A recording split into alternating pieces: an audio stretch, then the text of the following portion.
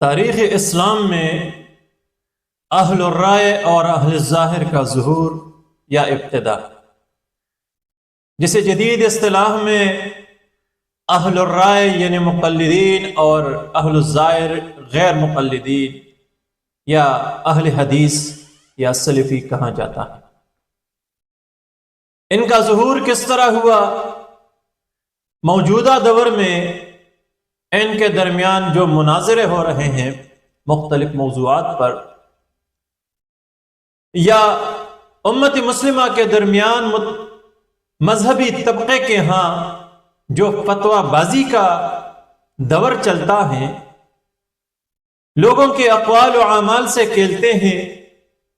لوگوں کی جنت اور جہنم کے فیصلے کرتے ہیں، ان کی آخرت کے حوالے سے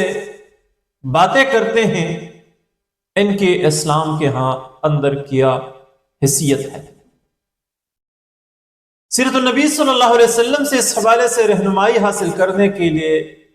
انتہائی بہترین موضوع ہے آج کہ سیرت نگار لکھتے ہیں کہ غزوہ بنو قریظہ کے وقت رسول اللہ صلی اللہ علیہ وسلم نے اعلان فرمایا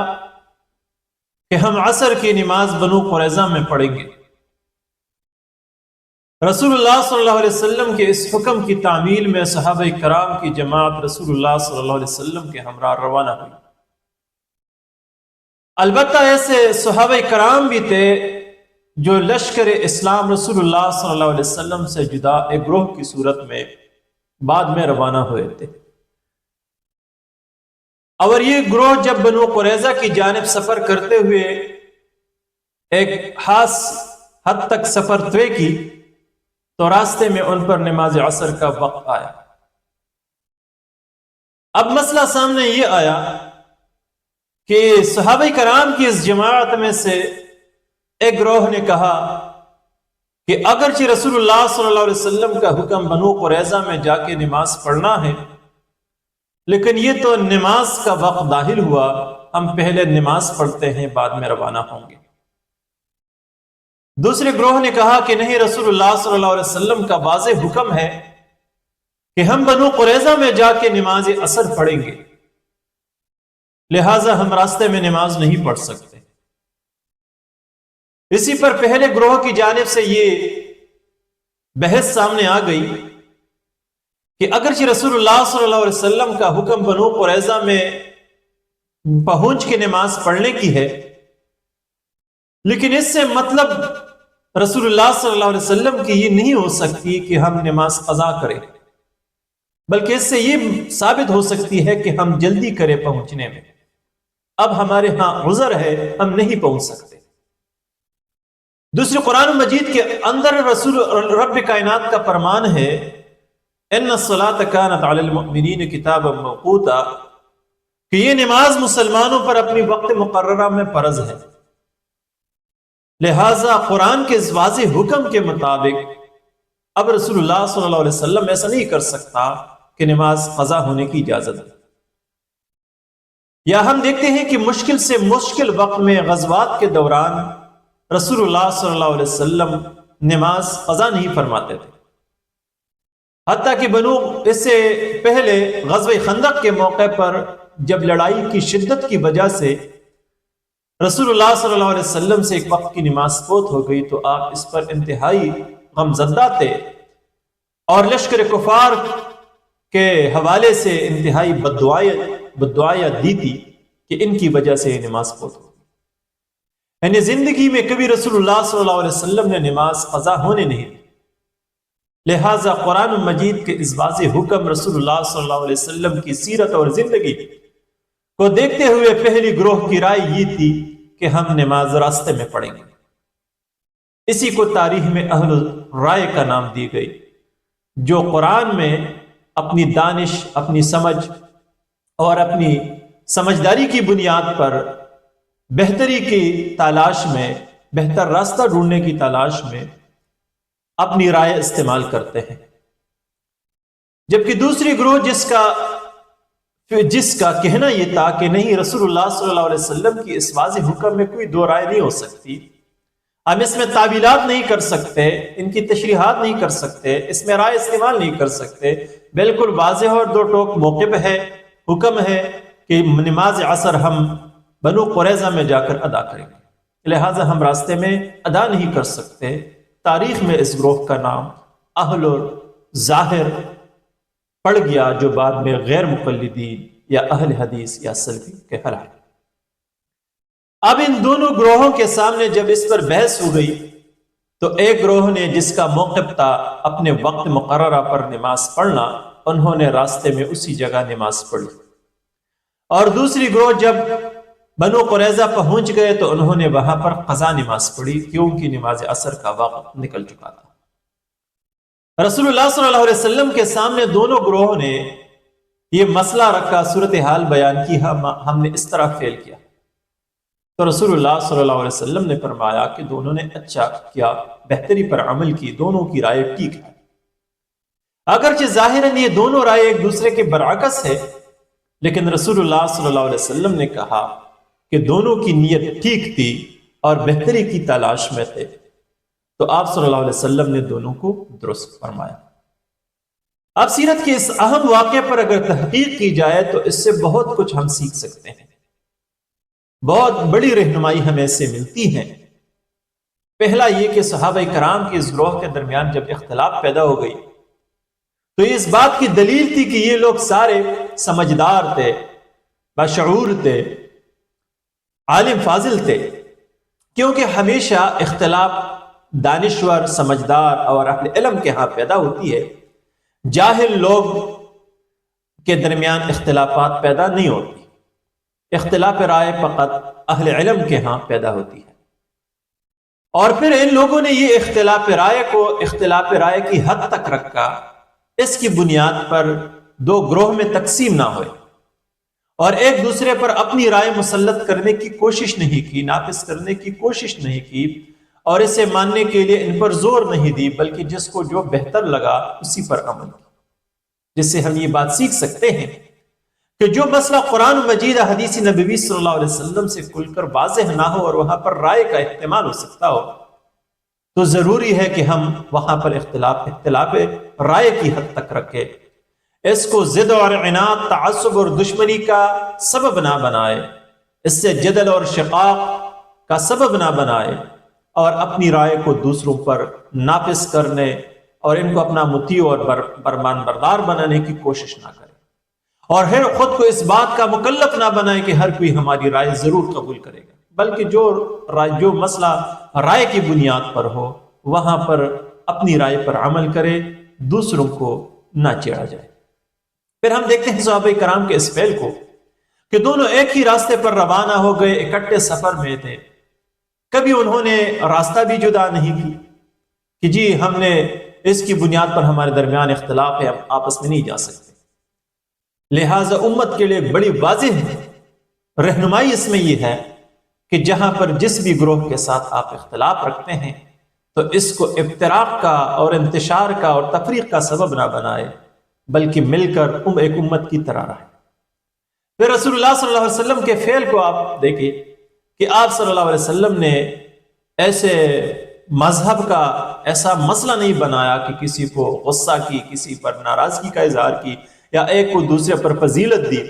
بلکہ آپ صلی اللہ علیہ وسلم نے، چونکہ دونوں گروہ مسلمانوں کی ارادے ٹھیک تھے، کوشش یہ تھی کہ دین کی بہتری پر عمل کرے، رسول اللہ صلی اللہ علیہ وسلم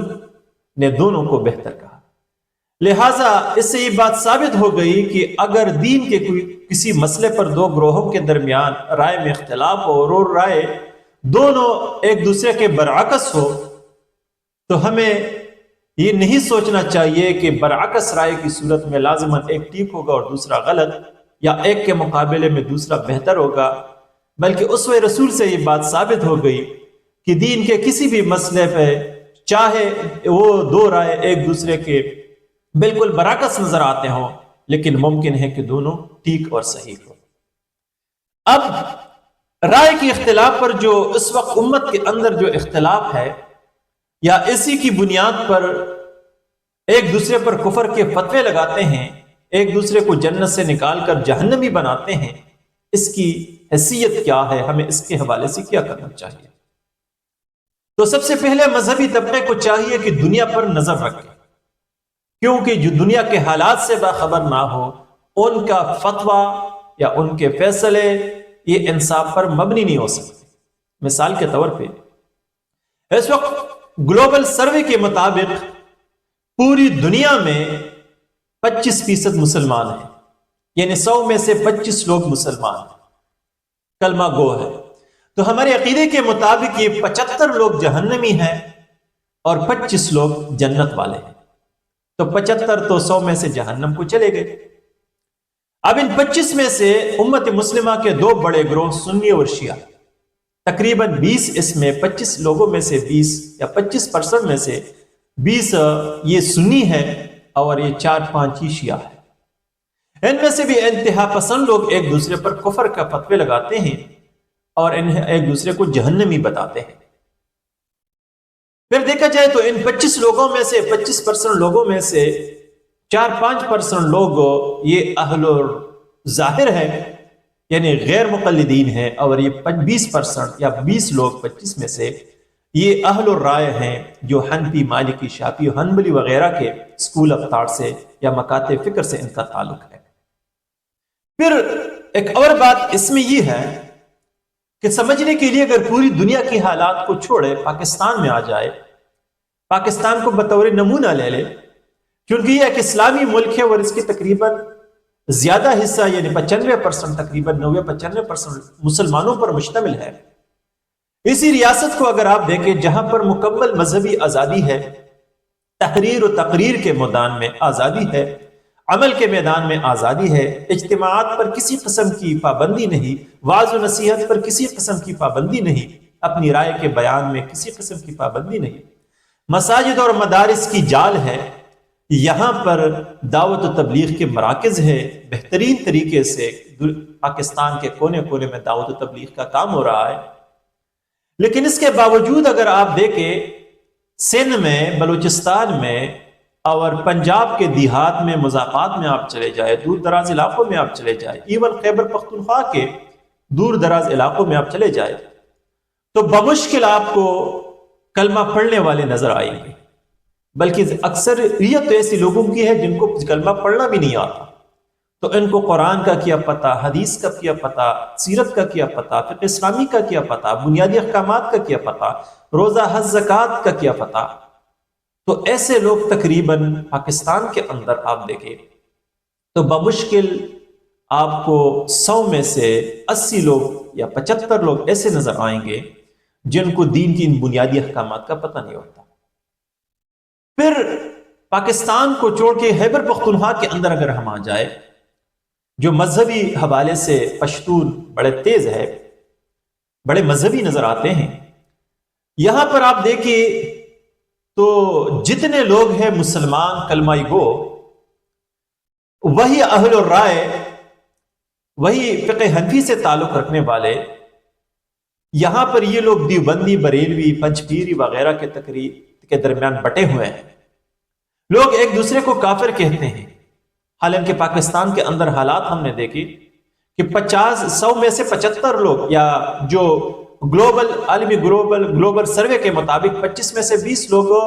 دین سے بے خبر ہے، 5 لوگ رہتے ہیں، اور انہی 5 لوگوں میں سے بھی ایک دوسرے کو اہل علم کافر کہتے ہیں، ان کو جہنمی کہتے ہیں، ان پر کفر کا فتویٰ لگاتے ہیں، مماتی اور حیاتی پر، رفع الیدین کرنے اور نہ کرنے پر، امین بالجہر کرنے اور نہ کرنے پر، سیاست کی بنیاد پر، مذہب کی بنیاد، مدارس کی بنیاد پر، مساجد کی بنیاد پر ایک دوسرے کے درمیان اختلافات پیدا کرتے ہیں، تفرقوں میں بٹتے ہیں۔ تو پھر ان لوگوں کی حیثیت کیا ہوگی جو 5 رہ چکے ہیں اہل علم؟ اب یہ 5 بھی لگے ہوئے ہیں، 100 میں سے یہ 5 ایک دوسرے کو جنت سے نکال کے جہنمی بناتے ہیں۔ حالانکہ اس وقت صورتحال امت مسلمہ کی ہمارے سامنے یہ ہے کہ 100 میں سے 80 لوگ سرے سے دین جانتے نہیں، اور جو جانتے ہیں وہ بھی ایک دوسرے پر کفر کے فتوے لگاتے ہیں، اور ایک بڑا حصہ پیر پرستی، قبر پرستی، درگاہ پرستی میں لگے ہوئے ہیں۔ اب یہ سارے لوگ جہنم میں جائیں گے تو فقط یہ 2-3% لوگ دیوبندی مکتبہ فکر سے جن کا تعلق ہے، یا بریلوی ہے یا پنچپیری ہے یا جو بھی ہے،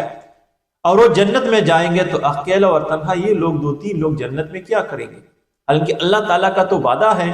کہ وہ جنت کو بھی بھر دے گا، جہنم کو بھی بھر دے گا۔ اب ایک دنیا کا ایک بڑا حصہ جہنمی ہے، تو یہ تھوڑے بہت لوگ جنت میں جا کے کیا کریں گے؟ اسی حوالے سے ہمیں سوچنا چاہیے۔ اب اس سوچ کی نقصان کیا ہوگا؟ اس سوچ کا نقصان یہ ہے کہ اس وقت مذہبی طبقے کی یا مذہب سے وابستہ لوگوں کی اسی سوچ کی وجہ سے